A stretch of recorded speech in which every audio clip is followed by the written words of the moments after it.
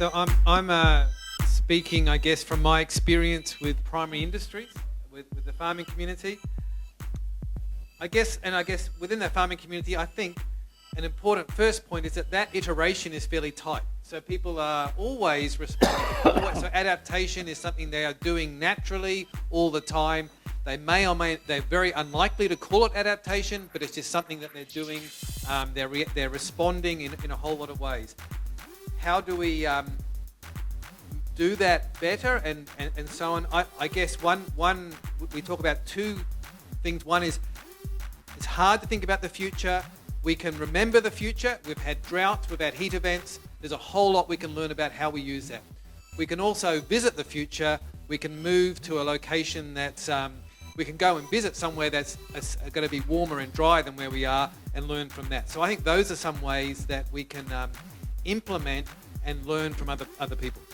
I suppose I was heartened a bit when Mark talked about scale and agency and really taking control, really focusing on the things that you can control and influence and celebrating those successes, whether it's an individual, a household or a council.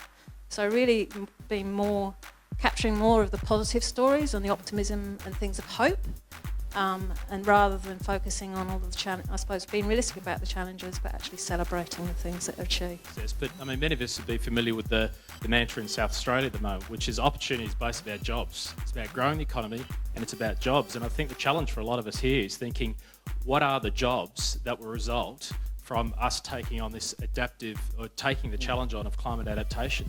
And I don't think we've seen too many solutions yet, but it's something we've got to tackle. We've got to think differently about it. I think we really struggle with creativity in problem solving.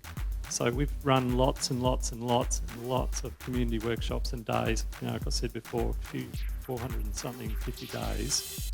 And I've heard very few good ideas. And I thought it was because people didn't have good ideas, and then I realised it's because of the process we run. And that's, you know, it's confronting for a start because you realise you're not doing a good job, but also you realise just how much we don't know about how to engage people in thinking differently about the future. So you get more of the same. So we just, you know, a lot of the stuff I see is just more of the same, slightly better. And that's business as usual. Business as usual won't solve these problems. And so we've got to run processes that push people out of business as usual in a safe way to explore options for the future, but do it creatively.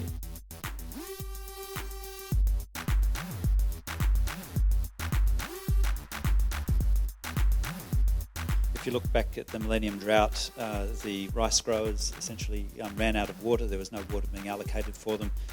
Historically, they'd produced and packaged and sold their own rice, the sun rice, and they had no more rice to do that with. And so it was either close up shop, run the risk of their processing plant being closed down without being able to start up again, running down their infrastructure and their knowledge, etc.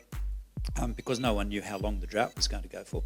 But what they actually did was they started to import rice and package it. So they brought in rice from India and Thailand, and it was extremely profitable, and they're still doing it. And so there was an adaptation there, which was they wouldn't have done it except for the fact that they'd actually been forced to. So I just want to relay a story. When we did some work with elected members about 10 years ago, when we were talking about crisis resulting in action, Brian Caton, who was on the Coast Protection Board, presented visual examples of what would be happening under future scenarios with flood, sea level rise.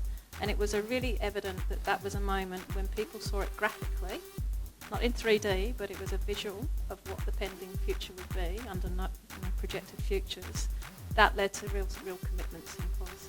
So it was like a virtual crisis in terms of the visualisation, but it certainly led to a commitment. Question, I think the answer is absolutely yes. And I think what's interesting for that is many of us here, we rally against that. We're all on the front foot saying we need to prepare, we don't want to be reactive. But we had an interesting workshop just earlier this week that I was involved with, and a number of people in leadership roles in that community said, yes, that is exactly what we would do. We would wait for stuff to happen. And afterwards I walked away thinking, maybe I've got to change my attitude. Maybe rather than me rallying against saying we've got to be more proactive, got on the front foot, is to say, what about if I accepted that that's the way the world works and the way things work? Would I say, next time an extreme event comes along, let's make the absolute most out of it? And I think the Millennium Drought is a classic example. You know, the changes we made to the way water markets operate in this country It's now a hallmark of our water management system. It's been exported around the world. So maybe we just need to accept that, yes, that is the way that things are done, and say, how do we make the most of those opportunities when they come along?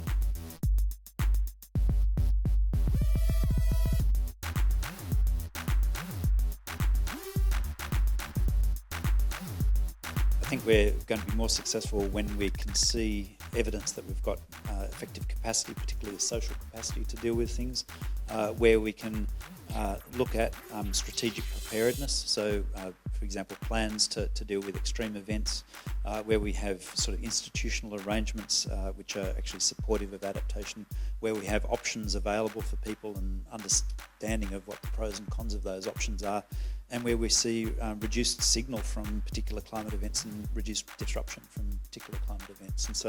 And we've got enough, I think, in many cases, enough evidence to actually say, well, for a flood of this amount, in the past it's cost us this $1 billion sort of thing, and now it actually costs us a lot less. With regards to carbon neutral Adelaide, it's a real challenge to sort of have zero, 1 million tonnes out of the CBD. But you could do that with some things that you couldn't even see. So your electricity, some of your energy efficiency within your buildings. But there are some things that you'd want people to see that are emblematic about the city itself.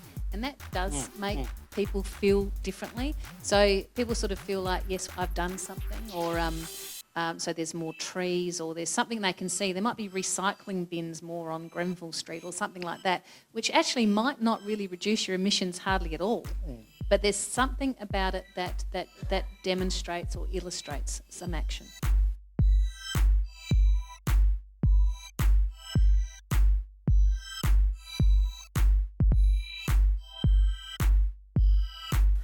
Because we're finding consistently that the results are so high level, they need another level of interpretation before we can actually apply them. So I think it's the onus is on government to be smarter about how it commissions research, what research questions it's trying to address, and the way that it engages with the research community. It comes down to, I suppose, being an informed purchaser of research, so being really clear who you're partnering with. Are they world-renowned, fundamental, they're doing cutting-edge research? It's not going to be an applied answer.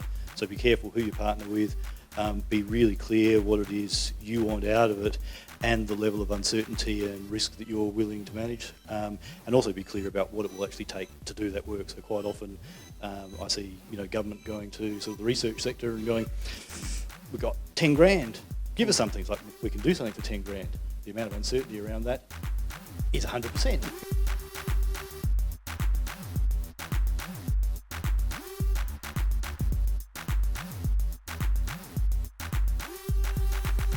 So regulatory and legislative frameworks. So for example, we now can have wind farms on pastoral leases on the land. That's a recent change.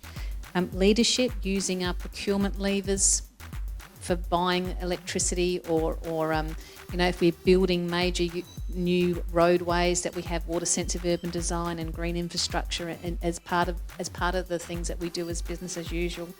And then basically having to lead by example as well, like really having to walk the walk or walk the talk.